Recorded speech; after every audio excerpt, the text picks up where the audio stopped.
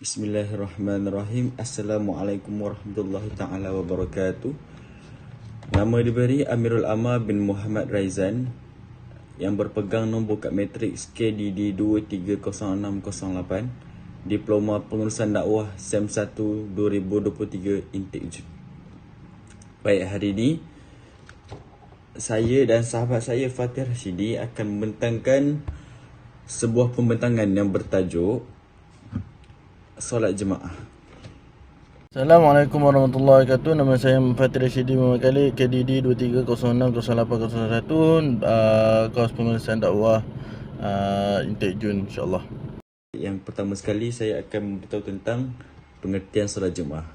Pengertian solat jemaah. Baik, solat jemaah bermaksud solat yang dilakukan beramai-ramai, sekurang-kurangnya bilangannya ialah 2 orang, seorang imam dan seorang makmum, berlainan dengan solat jemaah yang memerlukan 40 orang makmum lelaki. Kalau solat jemaah dia tak kisah lelaki atau perempuan, at least 2 orang, seorang imam dan seorang makmum. Baik, kalau saya nak ceritakan solat jemaah ni, bagi suatu mukim ataupun tempat kawasan, perlu ada satu kawasan untuk dilakukan solat jemaah. Contohnya macam kebiasaannya dekat taman, dekat kawasan rumah atau taman akan ada satu surau ataupun masjid untuk orang-orang di kawasan tersebut untuk melakukan solat jemaah. Jika dekat sesuatu kawasan itu tiada ada solat, tak ada solat jemaah, maka berdosalah seluruh penduduk kawasan itu. Baiklah, yang seterusnya saya akan memberitahu tentang dalil solat jemaah, dalil kelebihan solat jemaah di masjid. Okay, baik, saya akan baca maksud dia saja. Dari Abu Hurairah, dia berkata Rasulullah SAW bersabda, pahala solat seseorang dengan berjemaah melebihi pahala solatnya di rumah dan di pasar sebanyak 25 darjat. Hal tersebut kerana bila seorang di antara kalian berwuduk lalu memperelokkan wuduknya, kemudian pergi ke masjid semata-mata kerana untuk mengerjakan solat, dan kesempatan itu hanya dipergunakan untuk solat, maka orang tersebut tidak melangkah satu langkah kecuali setiap langkahnya itu diangkat bagi 1 darjat dan dihapus darinya 1 dosa sampai dia masuk ke dalam masjid.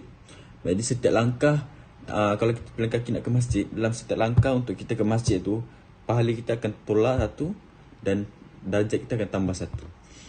Baik, kita sambung. Apabila dia telah masuk masjid, maka dia dikira dalam keadaan solat selama tertahan kerana solat, yakni tidak keluar dari masjid kerana menunggu solat, dan para malaikat akan berselawat kepada seorang di antara kalian selama dia tetap berada di tempat dia mengerjakan solatnya. Mereka, yakni para malaikat, berdoa, Ya Allah, ampunilah dia, rahmatilah dia dan terimalah taubatnya. Para malaikat itu berdoa demikian selama orang itu tidak mengganggu orang lain di tempat itu dan berhadas. Hadis riwayat Abu Daud. Baik, apakah pengejaran yang kita dapat di sini? Pengejarannya lah pahala solat berjemaah melebihi 25 daripada kita solat kat rumah. So, baik kita solat jemaah, betul tak? Sebab solat jemaah pun dia tak membebankan kita pun, lagi kita sebagai student, masjid dekat bawah, semua dekat-dekat je, tak jauh pun, dan tak ada pun assignment ke apa semua yang boleh buat, yang busy sampai kita tak boleh nak lakukan solat jemaah. Untuk mendirikan solat jemaah ialah, yang pertama adalah niat untuk menjadi makmum ataupun menjadi imam. Yang kedua adalah melihat ataupun mengetahui pergerakan imam dan apa-apa yang imam buat yang harus kita ikut. Yang ketiga adalah tiada penghalang untuk kita melihat antara imam dan makmum. Okey, yang pertama, niat adalah semestinya pertama sekali setiap apa yang kita buat mestilah bermula daripada niat. Kerana apa? Niatlah bermulanya segala ibadah. Dengan niatlah kita baru buat satu perkara tu. Kalau tanpa niat kita takkan buat satu perkara tu. Okey, yang kedua, kita mengetahui pergerakan imam. Mengetahui dengan cara apa? Sama ada kita melihat ataupun kita mendengar. Melihat, kita melihat imam secara fizikal, ataupun kita melihat makmum yang mengikuti imam yang di hadapan. Kita tak nampak imam tapi kita nampak makmum yang ikut pada imam. Ataupun kita mendengar imam. Contohnya imam angkat takbir, Allahu Akbar, kita dengar tapi kita tak nampak, kita dengar. Kita pun macam juga orang pekak, orang buta. Orang buta mana nampak kan? Orang buta mana nampak apa tu jemaah ke imam ke makmum ke, tak nampak semua tu. Jadi apa yang dia nampak ialah apa yang dia boleh buat, dia mendengar. Imam angkat takbir, dia pun angkat takbir. Macam tu jugalah orang pekak. Orang pekak ni dia tak boleh dengar apa-apa. Jadi apa yang dia boleh buat, dia melihat. Dia melihat makmum, dia melihat imam. Macam tu lah. Okey. Penghadang. Penghadang ni maksudnya apa? Benda yang menghalang untuk kita, benda yang memutuskan saf. Perkara yang sesuatu benda yang memutuskan saf antara imam dengan makmum. Dia putus antara imam dengan makmum ataupun dengan makmum dengan makmum. Kalau dia terputus, kira batal.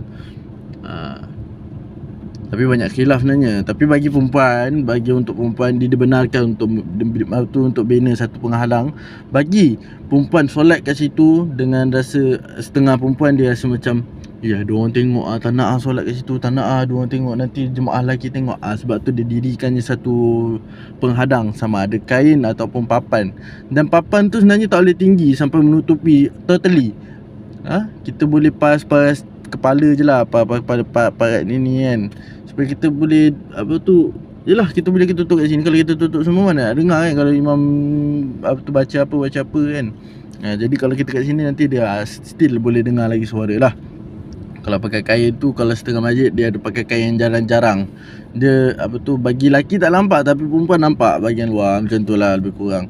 Okay, seterusnya saya akan terangkan cara-cara solat jemaah. Solat jemaah ni dah confirm mesti ada imam, ada makmum. Yalah, imam biasalah di hadapan. Imam perlu berada di hadapan sedikit daripada makmum. Okey, kita masuk pada makmum lelaki. Makmum lelaki kedudukan dia kat mana? Kedudukan makmum lelaki adalah belah kanan, belakang sikit daripada imam. Jarak antara imam dengan makmum ialah satu tapak kaki. Faham? Dalam satu saf tu, imam kena ke hadapan sikit, lebihkan tapak kaki dia. Sebab apa? Tak sah kalau makmum tu dia punya ibu jari kaki buku lali melebihi tumit imam. Kira batal. Dia kira dah satu saf tu. Okey, bagi perempuan pula, perempuan kedudukannya adalah belah kiri imam lelaki ataupun imam perempuan. Ikutlah pada imam tu. Kalau dia berimamkan perempuan, hanya perempuan je lah yang boleh. Kalau berimamkan lelaki, lelaki perempuan boleh. Okey, baik. Macam mana kalau ada makmum datang Okey, baik. Kan kedudukan tadi imam di hadapan sedikit daripada makmum lelaki. Okey, tiba datang lagi seorang makmum. Makmum perlu menepuk bahu makmum yang mengikuti imam, supaya makmum tu tahu dia pun nak join sekali. Jadi makmum tu ada beberapa pendapat, sama ada kalau di hadapan imam tu ada ruang kosong, dia boleh imam boleh beranjak ke hadapan bagi ruang kepada makmum. Dan kalau tak pun dia tepuk bahu makmum dan makmum tu ke belakang. Jadi dia satu soft dengan makmum yang lain. Macam tu juga perempuan, sama juga lebih kurang. InsyaAllah apa yang saya sampaikan adalah apa yang saya faham, apa yang saya belajar. InsyaAllah yang baik datang daripada Allah, yang buruk, yang lemah datang daripada diri saya sendiri, hakikatnya daripada Allah juga. Wa qul hadza, astaghfirullahaladzim. Assalamualaikum warahmatullahi wabarakatuh.